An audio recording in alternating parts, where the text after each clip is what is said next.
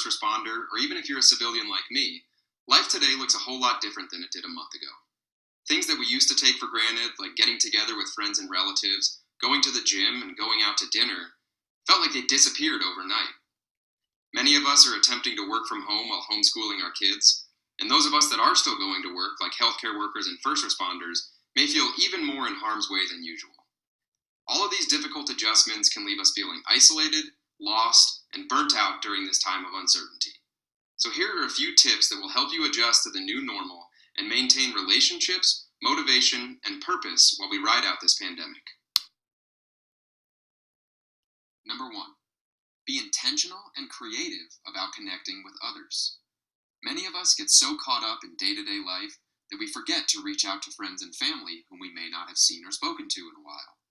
Now more than ever, it is all too easy to fall into the out-of-sight, out-of-mind trap. Using virtual platforms like Zoom, FaceTime, or even smartphone game apps like House Party can help us share laughs, old stories, or mindless happy hour chit-chat that keep us connected with the people we care about. Make sure you schedule these virtual get-togethers and try not to spend too much time talking about things like current events, politics, or the virus. Number 2, learn something new. Whether it's a hobby like knitting or woodworking that you've always wanted to take up but never had the time, or a topic that you're interested in learning more about but didn't know where to start, take advantage of newly found free time you may have. Many universities and organizations are offering free online classes during this time, and those supplies and materials you bought 2 years ago after your New Year's resolution are still collecting dust in the closet or garage. Dust them off. Do something to stimulate your mind. Number 3, revisit your why. Aside from paychecks and benefits, many of us chose our fields of work for personal and emotional reasons. Maybe you chose healthcare, law enforcement, or fire service because caring for others is fulfilling. Maybe the camaraderie or the adventure of your job is what drives you. Whatever that reason is for you, remind yourself of it, especially when you're feeling drained. Revisiting your why on a daily basis helps avoid the burnout cycle that can seem inevitable in times like these. Setting aside time for relationships, mental stimulation, and checking in with purpose won't make the hard times easy or eliminate stress and anxiety during these times, but practicing these things regularly will help you adapt to the current normal and are one of many ways that you can help yourself weather this storm. For more information and ideas about how to help yourself and your loved ones during this pandemic, check out the rest of our video series on www.Nicoletti-Flater.com or on our Facebook and Instagram pages. Thanks everybody, stay safe and stay healthy.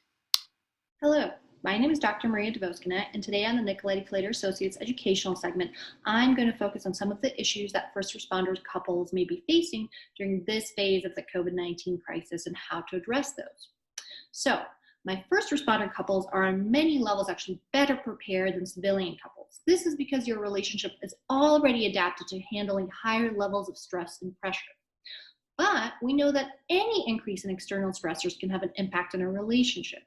So you and your spouse might be experiencing increased levels of fear and anxiety around the safety and security of your family, which can sometimes lead to stronger bonding, but it can also create problems. There are really two ways that I'm seeing this crisis impact couples.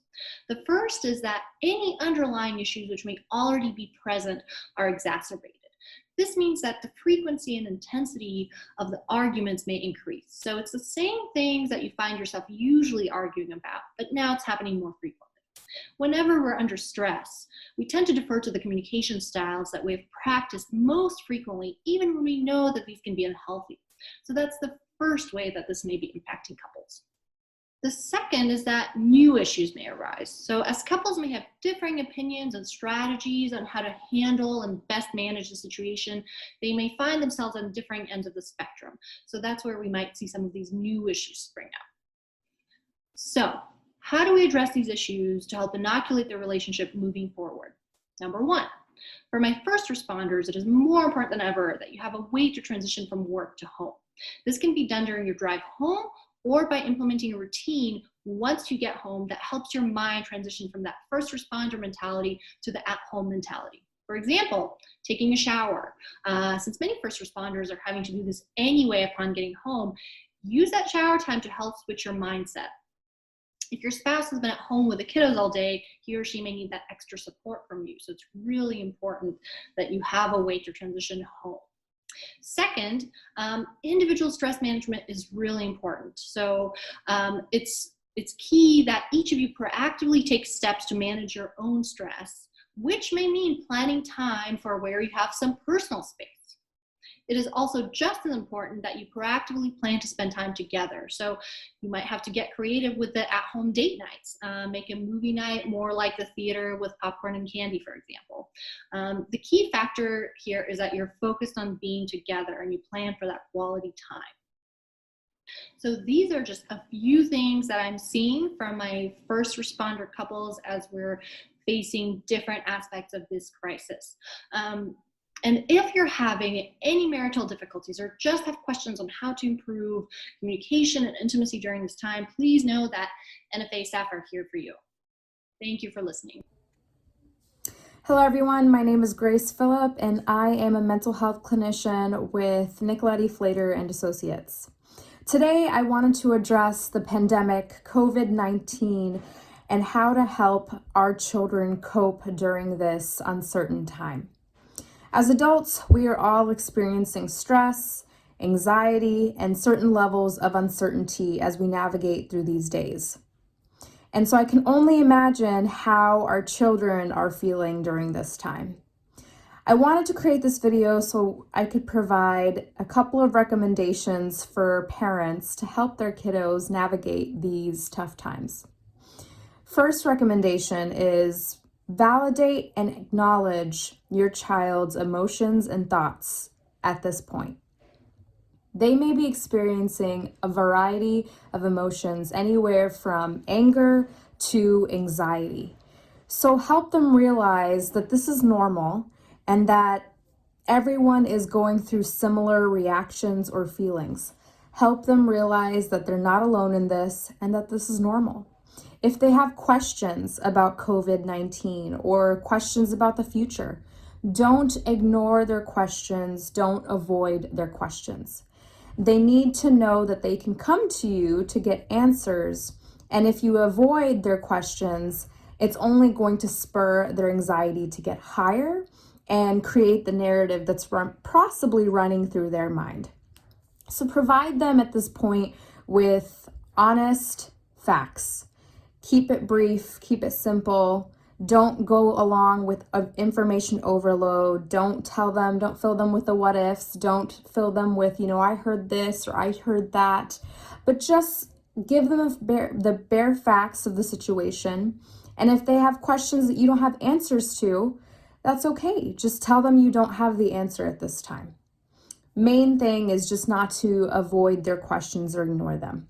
Help provide answers that are most factual and brief. The next recommendation I have is reassurance. Reassurance is critical during these trying times. Help them realize that it's going to be okay and that they're not alone in all of this, that we are all experiencing the same thing and we're all in this together. My next recommendation is structure. Kids need structure to thrive in any environment. They need consistency and stability during this time. So whether it's still waking them up at the same time for school when school would normally be in, or letting them go to bed at the same time that school would normally be going for, keep some sort of routine going, either having lunch during the day at the same time, something that they can kind of plan their day around and keep them on track. This will help in terms of helping them feel more organized and more functioning in terms of regulation.